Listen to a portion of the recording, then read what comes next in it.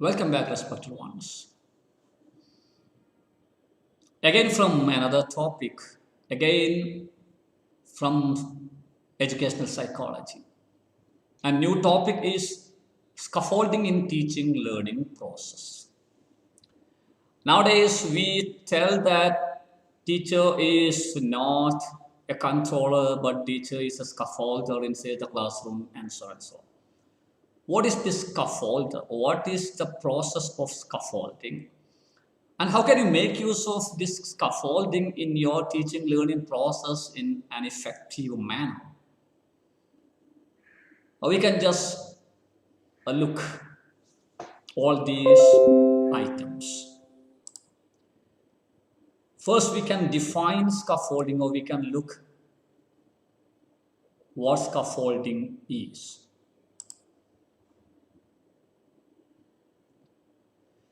A scaffolding is a concept introduced by Jerome S. Bruner. He is the same Bruner who have introduced discovery learning. And you know that according to Bruner, a learner should learn everything himself by making use of his capacity to think, and so that to make him feel that he is the discoverer of that particular piece of knowledge. So here, scaffolding. How can you make your learner a discoverer? I assure that you can never be, or you can never help your students to become a discoverer or discoverers by teaching all the things yourselves. But you should give them some opportunities for exploring the matters of knowledge themselves. But at the same time, you can never let them fully free without giving an assistance. And on the basis of this concept, he introduced the concept of scaffolding.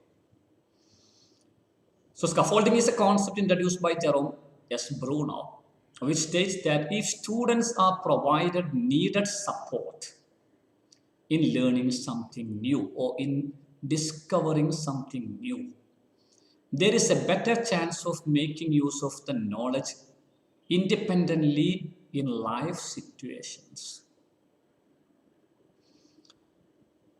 So the concept is that instead of making them explore the knowledge without getting an assistance or without getting some advices from the teacher, you should give some assistance, only needed assistance. You should not teach each and everything.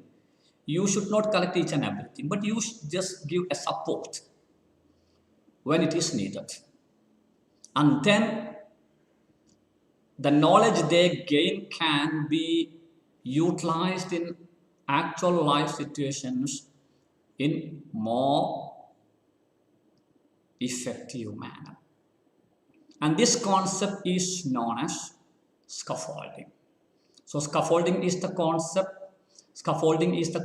that which tells that if you give a needed assistance to your students to collect new pieces of knowledge and skills, then they will be able to utilize such knowledge and skills independently in their life. This is scaffolding.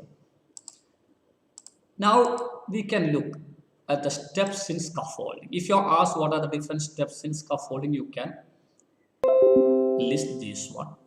If you're asked what are the different phases in scaffolding, again you can list this one. If you're asked how a teacher can become a scaffolder, then you can list these things. So what are the different steps in scaffolding?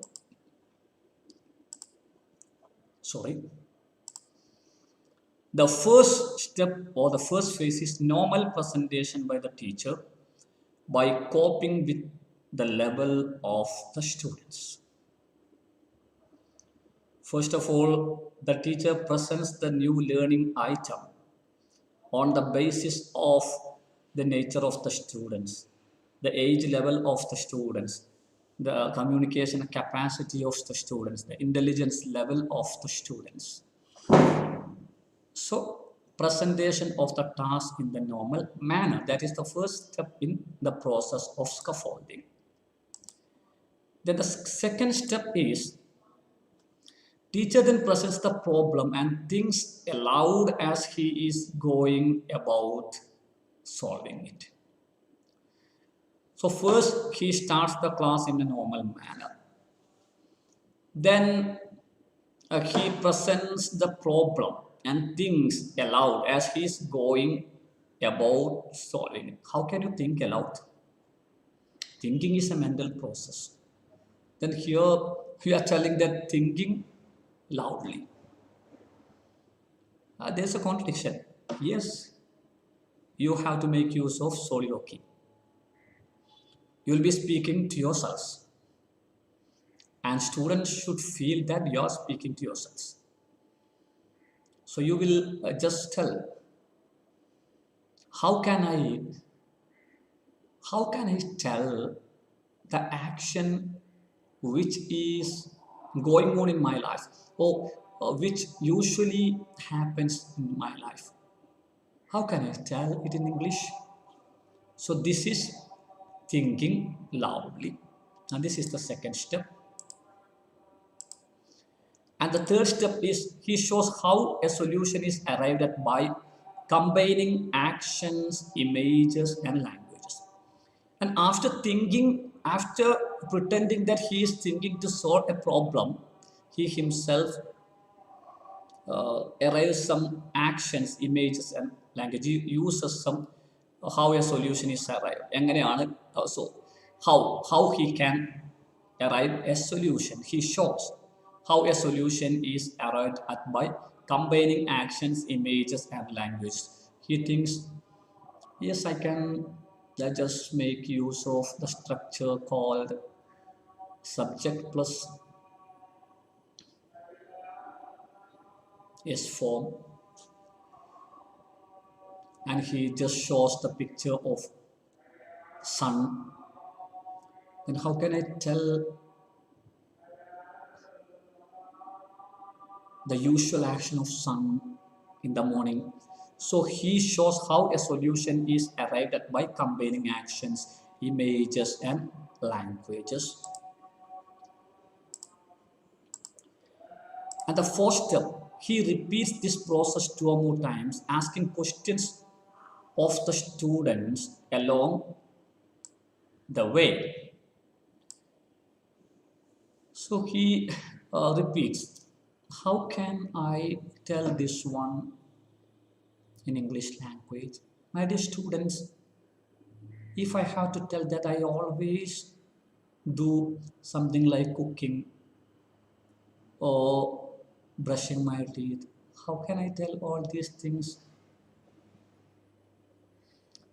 Yes, can I use present simple present tense or present continuous tense?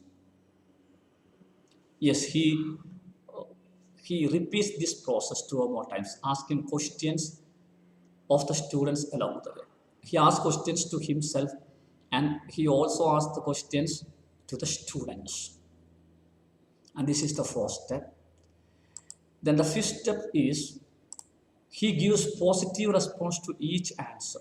When students give some answers, he gives positive response to each answer, whether positive or negative, as to ensure active participation. So if you tell, so how can I tell an action in which usually happens in my life? How can I, my dear students? Then some students will tell, present continuous, you can use present continuous tense. Some other students will tell, you can use simple present tense. Then when the students give the answer, you can use present continuous tense. Yes, yeah, we can use present tense. Yeah, whatever happens in our present days, we can use present tense. Is it present tense or present continuous tense? So even if the students are giving negative responses, you should not tell that it is foolishness, but you should give positive response or reinforcement. So, so as to make them participate in the process. Then the sixth step is most students are asked to respond to the question each time it is repeated. So you ask different students. If a student tells, say you can use simple present tense, then you can ask another student, Sadish, what do you think? Can I use simple present tense for telling something which happens always in my life? So most students are asked to respond to the question each time it is repeated. The matter is that you have to ensure more active participation. You have to ensure that all the students are actively participating in the process. You are making the students feel that they are discovering the answer for your problem. They are discovering the answer for your question. And this is not done. It cannot be done if you are not giving support. And this support, this process of giving support is known as scaffolding. And only when there is scaffolding, only when there is some assistance, they will be able to find out some answers for the questions independently. So that is the concept of scaffolding. So this is the sixth step. Then the seventh step is mistakes are corrected by using psychological approach, by giving positive reinforcement, as I told you. If some students tell, actually the correct answer is simple present tense, but if some students give present continuous tense as the answer, then you can just tell, yes, it's right. We have to make use of present tense for telling something which happens in the present situation. But is it present tense, simple present tense, or present continuous tense?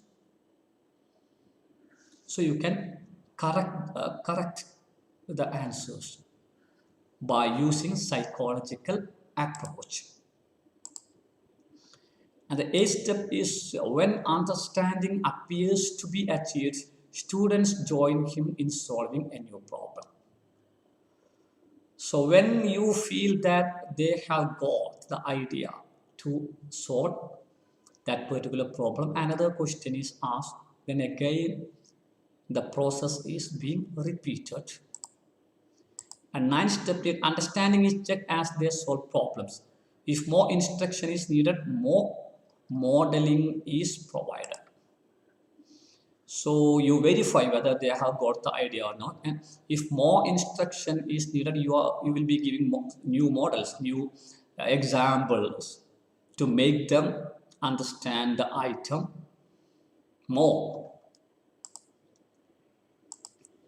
Then if students then demonstrate knowledge, he steps away and allows students to work independently, offering support as needed. And finally, the teacher would step away